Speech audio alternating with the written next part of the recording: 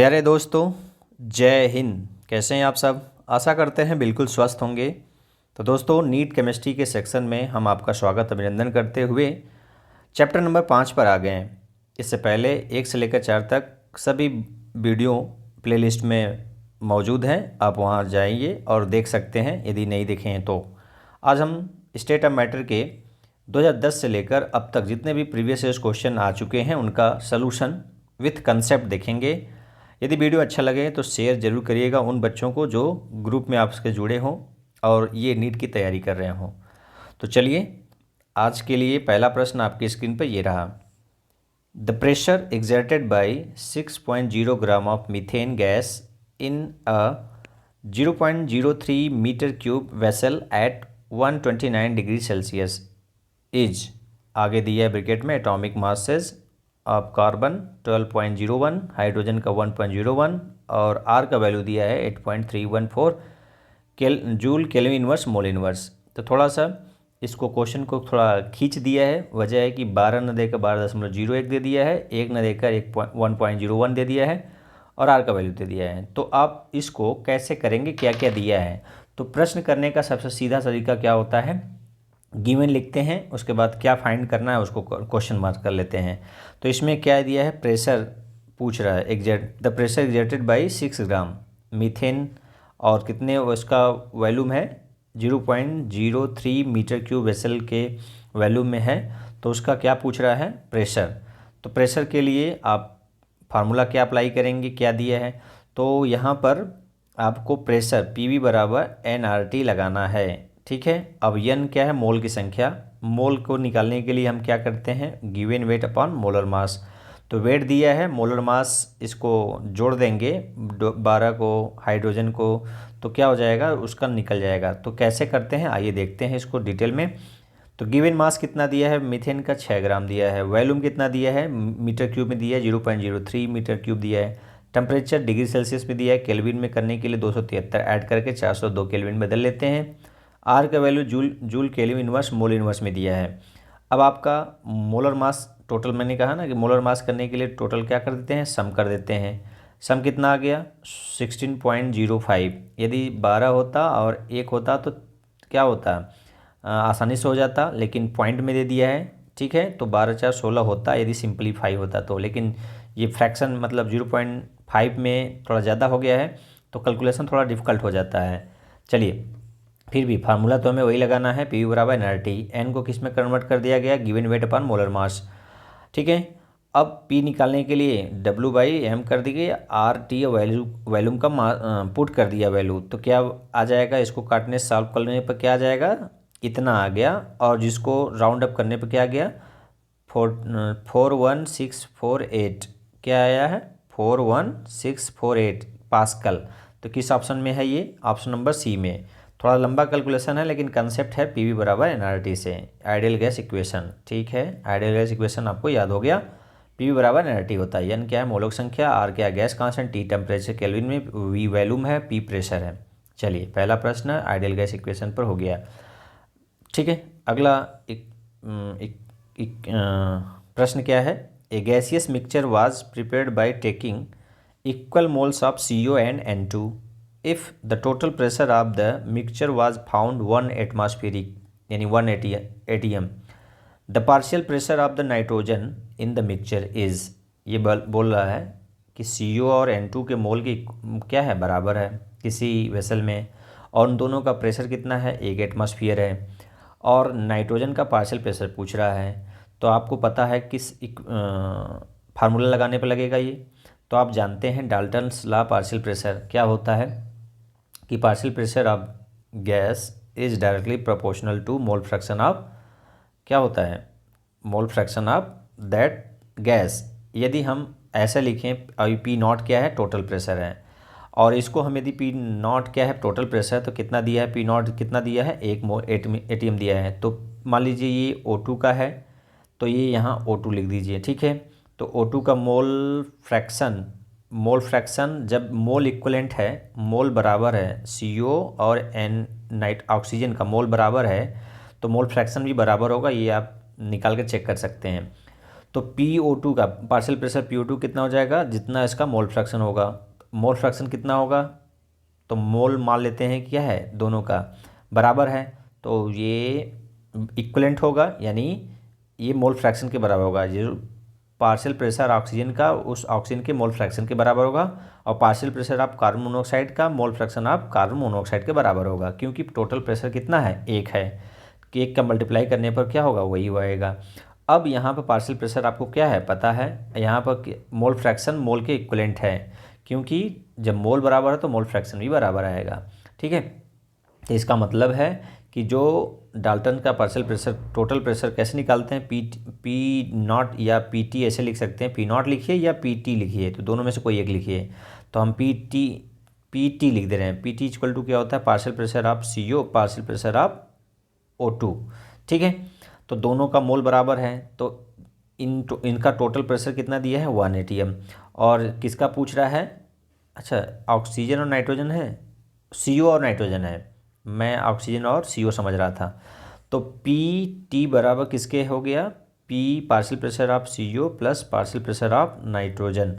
तो दोनों का कितना कितना है, दोनों का प्रेशर कितना है, टोटल एक है। अब किसका पूछ रहा है, इसका पूछ रहा है। अब आप जानते हैं कि मोल फ्रैक्शन मोल के इक्वलेंट है, जब मोल के इक्वलेंट है तो मोल फ्रैक्शन बराबर है, मोल फ्रैक्शन बराबर तो पार्शियल प्रेशर बराबर है। तो हम यहाँ PCO की जगह P क्या लिख सकते हैं, PN2 लिख सकते हैं। तो PN2 कितना बार हो गया, 2 बार, यानी 2PN2 partial pressure of nitrogen का 2PN2 बराबर 1। तो PN2 बराबर क्या हो जाएगा, PN2 बराबर 1/2, यानी 0.5, कितना आ गया, 0.5 ATM। इसका क्या आ गया, पार्शियल प्रेशर नाइट्रोजन का 0.5 आ गया। ठीक है, तो ऑप्शन नंबर किस में दिए हैं, 0.5 ATM, पहले ऑप्शन में। ठीक है, फिर से समझ लीजिए, ये देखिए सीधा सीधा यदि करते हैं तो पार्शियल प्रेशर क्या होता है, sum the total pressure of partial pressure of जो CO है प्लस N2 है। अब पार्शियल प्रेशर, अब मोल यहाँ पर दिया है इक्वल मोल, तो पार्शियल प्रेशर के रूप में लिखना है, तो मोल इक्वलेंट है तो पार्शियल प्रेशर भी क्या होगा, इक्वलेंट होगा। ठीक है, तो दोनों का जोड़ क्या होगा, बराबर करके 1 कर दीजिए, और P नॉट का पार्शियल प्रेशर नाइट्रोजन निकालना है, तो दोनों में से दोनों का जोड़ करके इसमें भाग देंगे 2 का, तो कितना आ जाएगा, 0.5 हो जाएगा। ठीक है, अगला प्रश्न क्या है, a certain gas takes 3 times as long to effuse out as helium, its molecular mass will be।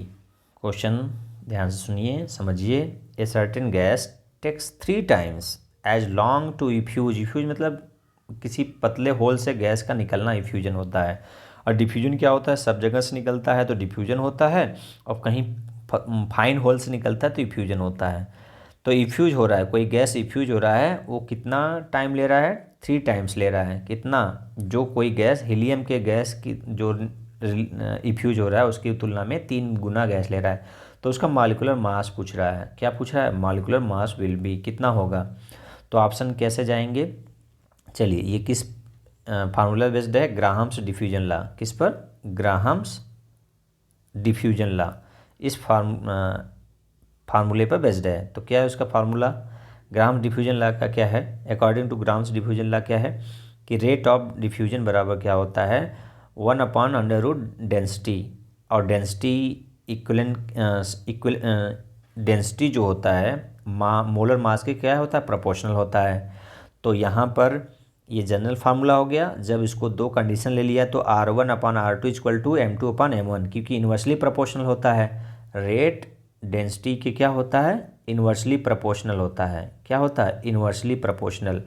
तो यहाँ पर R1R2 2 कंडीशन ले लिया है तो M2/M1 हो गया, ये तो फार्मूला हो गया। अब rate of diffusion, volume of gas diffuse upon time taking, time taken कितना है, यानी वॉल्यूम अपॉन T कर देंगे तो रेट आ जाता है। तो वॉल्यूम यहाँ पर V1 मान लिया है पहले गैस का, और V2 दूसरे गैस का, तो V1/T1 अपान V2/T2 = M2/M1।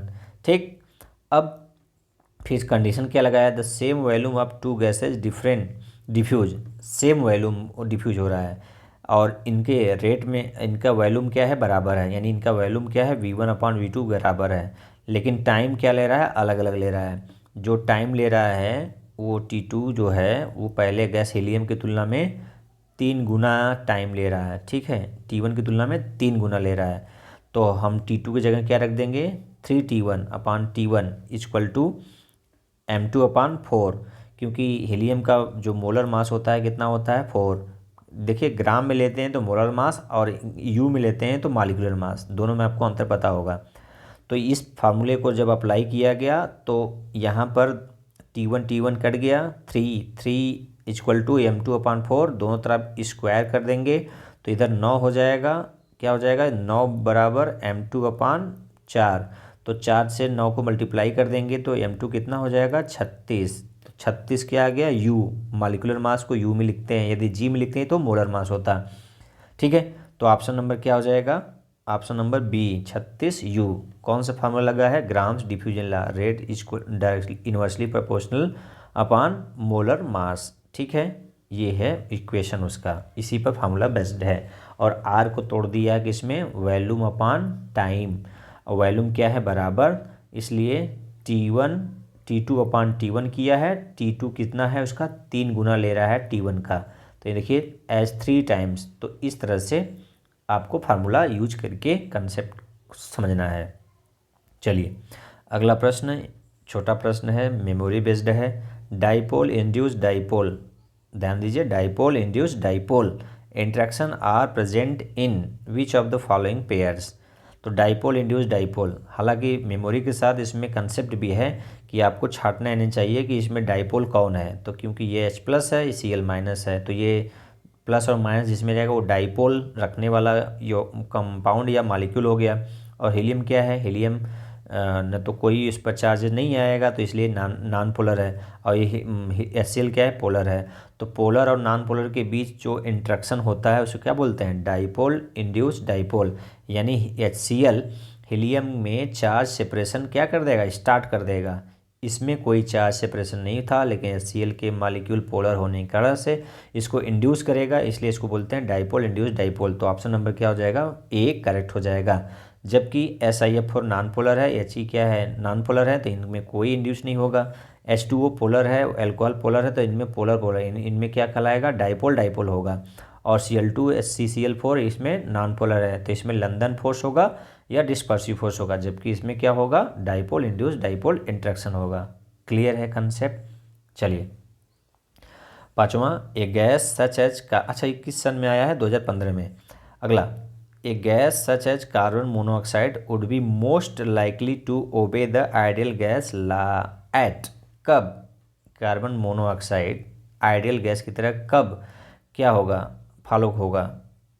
एक मिनट, यहाँ पर पाँचवा था, हाँ, तो कब होगा, तो आपको ये स्टेटमेंट याद होगा कि हाई टेम्परेचर पर और हाई टेम्परेचर और लो प्रेशर पर ये कंडीशन क्या हो जाता है, रियल गैस आइडियल गैस की तरह बिहेव करने लगते हैं। याद रख लेना है क्या, कि एक रियल गैस आइडियल गैस कब हो जाता है, जब टेम्परेचर हाई हो और लो प्रेशर हो, तो उस कंडीशन पर जो रियल गैस है आइडियल गैस की तरफ व्यवहार करने लगते हैं, न कि हो जाते हैं। तो ऑप्शन नंबर डी क्या हो जाएगा, करेक्ट हो जाएगा। ठीक है, चलिए आप याद रख लीजिए इस चीज़ को कि ये real gas ideal gas high temperature low pressure पर आइडियल गैस की तरह बिहेव करने लगते हैं। तो इसमें कार्बन मोनोऑक्साइड दिया है, तो कोई भी गैस हो। ठीक है, चलिए अगला, equal moles of hydrogen and oxygen gases are placed in container with a pin hole through which both can escape, जिससे कि होकर दोनों गैस निकलने लगते हैं।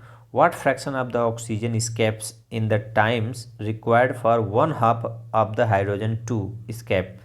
कह रहा है कि किसी कंटेनर में इक्वल मोल्स हाइड्रोजन ऑक्सीजन के क्या रखे गए हैं, इक्वल मोल्स रखे गए हैं, और उसमें होल में ये गैस रखे गए हैं ऑक्सीजन हाइड्रोजन इक्वल मोल में, और उसमें से क्या कर दिया गया, पिन से इसको चुभो दिया गया तो गैस निकलने लगा। कौन से गैस निकलने लगा, ऑक्सीजन और हाइड्रोजन, हाइड्रोजन ऑक्सीजन गैस निकलने लगा।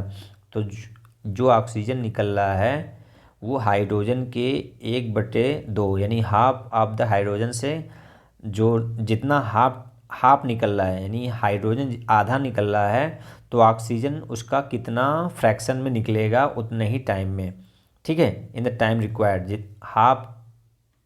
Half of the hydrogen to escape, hydrogen के आधा निकलने में ऑक्सीजन कितना निकल जाएगा। ठीक है, इतना ही इसका क्वेश्चन है। तो आपको फिर से ग्राम्स डिफ्यूजन लॉ पता करना है, उसका फार्मूला एक बेस्ट बताना है। इस पर आपको ग्राम्स डिफ्यूजन लॉ का कंसेप्ट हमेशा याद रखना है, जब डिफ्यूजन हो या इफ्यूजन हो, या मोलर मास और मोलर मास में पूछे या रेट पूछे। तो यहाँ पर क्या मान लिया गया है, मोल्स ऑफ ईच गैसेज कितना है, एक्स है, क्योंकि दोनों का मोल क्या है, बराबर है। तो यहाँ पर फ्रैक्शन ऑफ हाइड्रोजन कितना हो जाएगा, जब एक्स मोल मान लिया गया है तो 1/2 हाफ मोल उसका क्या हो रहा है, स्केप हो रहा है, मान लेते हैं। तो रेट क्या है, rate of O2 upon rate of hydrogen equal to rate of molar mass of H2 molar mass of O2। अब ये रिलेशन रिलेट कर दिया गया। अब यहाँ पर जो n मोल ऑफ O2 है, यानी मोल्स ऑफ O2 है, वो अपान T कर दिया गया। तो क्या हो जाएगा, रेट को मोल और टाइम से डिवाइड करने पर रेट हो गया। ठीक है, यानी R की जगह क्या हो गया, ऑक्सीजन का रेट हो गया। अब हाइड्रोजन के लिए भी इसका मोल्स है, इसका टाइम है। तो अब इसका मोलर मास कितना है हाइड्रोजन का, 2, इसका 32, क्योंकि हाइड्रोजन का कितना होता है 2, ऑक्सीजन का 16 दूना 32। अब इसको सॉल्व करेंगे, क्या करेंगे, सॉल्व करेंगे तो कितना आ जाएगा, ये NO2, N मतलब मोल है, अपान एक्स हाफ एक्स अपान 2 अपान T है, यानी टी क्या है, टाइम है। तो ये टाइम टाइम क्या हो जाएगा, कैंसिल, और बच जाएगा NO2 upon x/2 equal to 1/4। तो ये क्रॉस मल्टीप्लाई करेंगे तो NO2 बराबर क्या हो जाएगा, ये यहाँ चला आएगा, ये वाला चीज़ यहाँ चला आएगा, तो क्या हो जाएगा 1/8x आ जाएगा। क्या हो जाएगा 1/8x, और x क्या माने हैं, मोल का नंबर माने हैं। तो ये ऑक्सीजन की तुलना में, सॉरी हाइड्रोजन की तुलना में ऑक्सीजन कितना टाइम्स डिफ्यूज होगा, 1/8 टाइम डिफ्यूज होगा। यानी 1/8 का मतलब बहुत ही कम डिफ्यूज होगा, किसकी तुलना में, जितना समय में हाइड्रोजन का आधा भाग डिफ्यूज हो रहा है या इफ्यूज हो रहा है, उतने समय में ऑक्सीजन का बहुत ही कम पार्ट। ठीक है, 1/2 हाइड्रोजन निकल रहा है तो 1/8 ऑक्सीजन निकलेगा। जितना नीचे ज़्यादा होगा उतना ही कम गैस रिलीज मतलब इफ्यूज होगा, निकलेगा, वहाँ से स्केप करेगा। ठीक है, तो ये आपका ग्राहम लॉ पर 2 इक्वेशन हो गया। अगला, given van der Waals constant for NH3। देखिए इस तरह से प्रश्न बहुत इंपॉर्टेंट होते हैं, ये आएंगे ही आएंगे, क्योंकि वांडर वाल्स बेस्ड क्वेश्चन ज़्यादातर इससे पूछते हैं, A और B से। उसका यूनिट पूछता है या उसका लिक्विफिकेशन कौन आसानी से होगा। तो पढ़ लेते हैं पहले प्रश्न, ध्यान से पढ़िए। अमोनिया है, हाइड्रोजन है, oxygen and CO2 are respectively. Van der Waals constant दिया है उनका 4.17, 0.244, 1.36 and 3.59। Which of the following gases is most easily liquefied. इनमें से कौन जल्दी से लिक्विफाई हो जाएगा। यहाँ पर वांडर वाल्स कांस्टेंट में यहाँ पर A देना चाहिए था कि A का वैल्यू, क्योंकि उसमें 2 होते हैं कांस्टेंट A और B, तो यहाँ पर A का वैल्यू दिया है। तो अब लिक्विफिकेशन पूछ दिया, इसलिए A यहाँ में समझ लेना चाहिए, नहीं दिया है तो भी, क्योंकि मोस्ट ईजिली लिक्विफाई होने के लिए कौन सा फैक्टर रिस्पॉन्सिबल होता है, जो वांडर वाल्स कांस्टेंट A है वो। तो यहाँ पर जिसका A ज़्यादा होता है वो गैस उतना ही जल्दी लिक्विफाई हो जाएगा। तो किसका वैल्यू दिया है 4.17, पहले कौन सा गैस है, अमोनिया। तो अमोनिया सबसे पहले लिक्विफाई होगी, क्योंकि उनके बीच का फोर्स ऑफ अट्रैक्शन यानी A का वैल्यू क्या है, सबसे ज़्यादा है।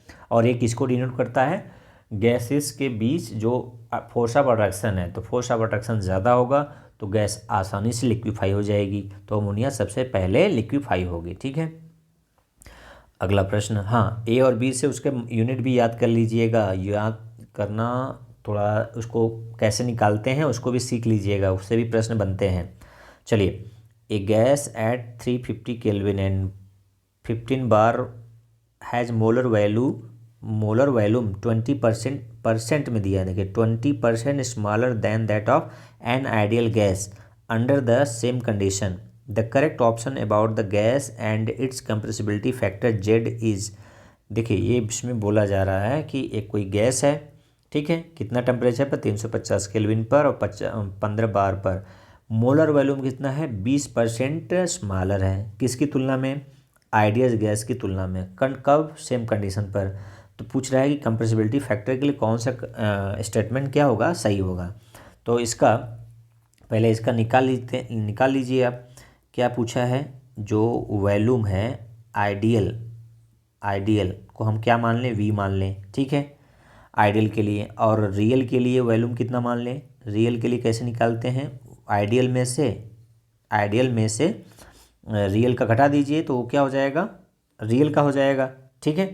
तो रियल के लिए निकालने के लिए क्या करेंगे, आइडियल में से रियल का घटा दीजिए, रियल का कितना वॉल्यूम कम हो रहा है भाई, 20% स्मॉलर। 20% का मतलब क्या है, 20/100, 20/100, तो यानी काट दीजिए 0.2, ठीक है। तो इसका जो रियल का वॉल्यूम हो जाएगा, वॉल्यूम ऑफ रियल क्या हो जाएगा, तो आइडियल कितना मान लेते हैं, वी है, इसका कितना हो गया 0.20 वी, घटाने पर क्या आएगा 0.8, 0.8, ठीक है। इतना क्या हो गया, ये रियल का हो गया।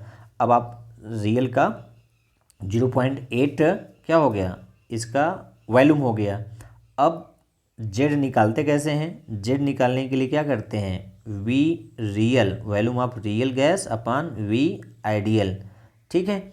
तो रियल कितना आया है 0.8 अपान कितना करेंगे 1, ठीक है, कितना करेंगे, आइडियल कितना माने हैं 1, तो कितना आ गया, इसका आ गया 0.8 ही आएगा, क्योंकि 1 से डिवाइड करने पर उतना ही रहता है। अब ये 0.8 क्या है, एक से ज़्यादा है कि कम, एक से कम है। जब एक से कम है जेड का वैल्यू, जेड का वैल्यू क्या है, एक से कम है, ठीक है। तो जेड का वैल्यू एक से कम है, तो दो कंडीशन हो सकता है, या तो अट्रैक्शन डोमिनेंट हो या तो रिपल्सन। तो जब जेड से कम होता है तो क्या डोमिनेंट होता है, अट्रैक्शन। जेड से ज़्यादा होता है, जेड का वैल्यू एक से ज़्यादा होता है तो रिपल्सन, और एक से कम होता है तो अट्रैक्शन, और बराबर होता है तो आइडियल। तो आपको ये याद है, तो ऑप्शन नंबर किस में हो जाएगा, जेड का वैल्यू एक से कम है and attractive force are dominant. तो पहला क्या है, रिपल्सिव फोर्स डोमिनेंट है, दूसरा क्या है, एक से ज़्यादा है, दो कंडीशन तो एक से ज़्यादा है, लेकिन हमें वैल्यू कितना आया है, एक से कम आया है, इसलिए चौथा ऑप्शन क्या हो जाएगा, करेक्ट हो जाएगा, कि जेड का वैल्यू एक से कम है और अट्रैक्टिव फोर्स डोमिनेंट है, ठीक है। और जेड का वैल्यू एक आता है तो क्या होता, आइडियल और रियल बराबर होता दोनों, ठीक है। चलिए अगला, a mixture of N2 and argon gas in a cylinder contains 7 gram of N2 and 8 gram of argon. If the total pressure of the mixture of the gas in the cylinder is 27 bar, the partial pressure of N2 क्या पूछा है, क्या दिया है, nitrogen gas दिया है, argon gas दिया है, और वो कितना ग्राम नाइट्रोजन दिया है, कितना ग्राम ऑक्सीजन दिया है, और टोटल प्रेशर कितना दिया है 27 बार। उसका क्या पूछ रहा है, नाइट्रोजन का पार्शियल प्रेशर पूछ रहा है, जबकि इनका नाइट्रोजन का एटॉमिक मास और आर्गन का एटॉमिक मास दे दिया है। तो इसका कैसे करेंगे सोल्यूशन, तो सोल्यूशन करने के लिए हम सबसे पहले क्या निकालेंगे, मोल्स निकालेंगे। तो मोल बराबर क्या होता है, गिवन वेट अपान मोलर मास। ये कितना आ गया 0.25 मोल आ गया नाइट्रोजन का। Number of moles of argon का कितना निकालेंगे, 8 ग्राम दिया है, इसका क्या हो गया, 40 से डिवाइड करेंगे तो 0.2 मोल हो गया इसका आर्गन का मोल। अब मोल फ्रैक्शन कैसे निकालते हैं, गिवन मोल अपान टोटल मोल, नाइट्रोजन का मोल अपान टोटल मोल। तो नाइट्रोजन का मोल 0.25, टोटल मोल इसका डिवाइड करेंगे तो 0.55 मोल्स ऑफ क्या आ गया, मोल फ्रैक्शन नाइट्रोजन का आ गया। लेकिन मोल फ्रैक्शन तो पूछा नहीं है, मोल पार्शियल प्रेशर पूछा है।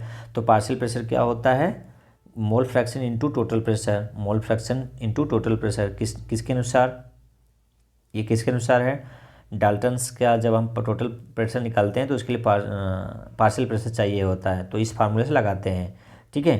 तो यहाँ पर वैल्यू सब्स्टिट्यूट कर दिया जाएगा तो क्या मिल गया 14.85, यानी 85 को क्या मान लेते हैं हम 100 मानकर क्या कर दिए, राउंड अप कर दिए। तो यानी ये हो गया 15 बार, कितना हो गया 15 बार। ऑप्शन नंबर किस में दिया है 15, ये ऑप्शन नंबर सी में दिया है, ठीक है। मैथमेटिक्स केमिस्ट्री से थोड़ा डिफरेंट होता है, कंसेप्ट लगाना केमिस्ट्री काम और कैलकुलेशन करना गणित का काम। तो गणित भी लगाइए और केमिस्ट्री भी ध्यान से पढ़िए, दोनों को तेज रहेगा तब आपका न्यूमेरिकल वाला सेक्शन सही हो पाएगा। अगला choose the correct option for the total pressure in ATM in A mixture of 4 gram O2 and 2 gram hydrogen confined in a total volume of 1 liter at 0 degree Celsius is. R का value दिया है किसमें और T का value T kelvin में होना चाहिए। तो यहाँ पर दो टोटल प्रेशर पूछ रहा है, किसका पूछ रहा है, ए मिक्सचर ऑफ गैस का, कौन कौन से गैस है, हाइड्रोजन और ऑक्सीजन है। तो इनका क्या निकाल लीजिए, पहले निकाल लीजिए इनका मोल्स निकाल लीजिए, गैसों का मोल निकाले। तो मोल कैसे निकालते हैं, given weight upon molecular mass. तो पहले हाइड्रोजन का निकाल लीजिए, ऑक्सीजन का निकाल लीजिए। चलिए निकाल लेते हैं, यहीं पर निकाल लेते हैं। तो इसका मोल हो जाएगा, ऑक्सीजन का मोल 4/32 कितना आ जाएगा, 1/8। ठीक है, हाइड्रोजन का मोल निकाल लीजिए H2, तो 2/2 कितना आ गया, 1। ठीक, टोटल मोल कितना हो जाएगा, टोटल मोल ऑफ गैसियस यानी 1/8 + 1 कितना हो जाएगा, तो 8। इसका निकालेंगे तो 1/8 + 1 यानी क्रॉस मल्टीप्लाई कर लीजिए। तो 8 ले लीजिए 8 + 8 1 9/8। ठीक है, और इसको सॉल्व करेंगे यानी सीधा सीधा करें तो इसका टोटल आ जाएगा 1.125, ये है गया टोटल मोल। ठीक है, अब इसमें मोल आ गया तो आपको फार्मूला कौन लगाना है, P = nRT। n आ गया, R दिया है, T केल्विन में हो जाएगा, वॉल्यूम कितना है 1 लीटर, तो बस रख दीजिए। तो P बराबर क्या हो जाएगा, n कितना आ गया 1.125 इंटू PV ये क्या हो गया, n का हो गया, R 0.082 इंटू टेम्परेचर कितना है 273 0 सेल्सियस है, अपान कितना हो जाएगा, वॉल्यूम 1 लीटर। तो इसको मल्टीप्लाई करेंगे तो कितना आ जाएगा, ऑप्शन नंबर किस में है, ये C3 में। कैलकुलेशन करके देख लीजिए इसको। ठीक है, कंसेप्ट आपको सीखना है, समय रहेगा तो हम कैलकुलेशन भी कर देते हैं, लेकिन कैलकुलेशन आपके हाथों में रब पर होता है। ठीक है, चलिए which one is not correct क्या लिखा है, mathematical equation for Dalton's law of partial pressure. Here P is total pressure of gaseous mixture. फिर से देखिए, स्टेटमेंट अच्छे से पढ़िएगा। Which one is not correct mathematical equation for Dalton's law of partial pressure. Here P = total pressure of gaseous mixture. तो ये इसमें 4 mathematical equation दिया है, उसमें डाल्टन्स पार्शियल प्रेशर का कौन सा मैथमेटिकल इक्वेशन नहीं है। तो पहला देखिए, PI = XI PI0। PI क्या है, यहाँ बता रहा है, PI पार्शियल प्रेशर है किसी कंपोनेंट का और XI मोल फ्रैक्शन है। PI क्या है, उस कंपोनेंट का pressure of ith gas in pure state. Pure state वाला नहीं होता, यहाँ तो टोटल प्रेशर होता है। तो ये तो कौन सा लॉ है, आपने पढ़ा होगा सॉल्यूशन चैप्टर में, कौन सा, राउल्ट्स लॉ होता है, एक हेनरी लॉ होता है। तो ये क्या है, राउल्ट्स लॉ है। ठीक है, क्या हो, सॉल्यूशन चैप्टर में आपने पढ़ा है ना, 1 मिनट, ये क्या है, राउल्ट्स लॉ है। ठीक है, जबकि दूसरा क्या है, P = टोटल प्रेशर बराबर होता है partial pressure the sum of partial pressure. तो ये पार्शियल प्रेशर दिया है, सही है, यानी ये मैथमेटिकल इक्वेशन है डाल्टन्स का। दूसरा क्या है, P = N1 RT/V + N2 RT/V + N3। तो ये देखिए, ये पार्शियल प्रेशर को कन्वर्ट कर दिया है P = nRT से। ठीक है, तो ये भी डाल्टन्स लॉ है, उस मैथमेटिकल इक्वेशन को रिप्रेजेंट कर सकते हैं। और चौथा देखिए, PI = XI, यहाँ देखिए P0 नहीं है, P है, P मतलब टोटल प्रेशर ऑफ गैस। तो ये सही है, तो दूसरा तीसरा सही है, लेकिन पहला क्या है, पहला ये राउल्ट्स लॉ है, लेकिन ये पूछ रहा है कौन सा, डाल्टन्स लॉ। तो डाल्टन्स लॉ पहला नहीं है, तो ऑप्शन नंबर 1 क्या हो जाएगा, करेक्ट हो जाएगा। तो इस तरह से आपने देखा 2010 से 2022 तक के जितने भी MCQ आए थे उनका कंसेप्ट के साथ हमने एक्सप्लेनेशन दिया। यदि आपको कहीं डाउट्स है तो आप कमेंट बॉक्स में लिखकर उसको डाउट को दूर कर सकते हैं। ये वीडियो अच्छा लगे तो शेयर भी ज़रूर करिएगा, और यदि सब्सक्राइब कर लेते हैं तो आपको वीडियो का जो नोटिफिकेशन है पहले मिल जाता है और आप वीडियो को अच्छे से देख पाएंगे, जल्दी देख पाएंगे। तो आज के लिए इतना ही। आपका दिन मंगलमय हो। जय हिंद, जय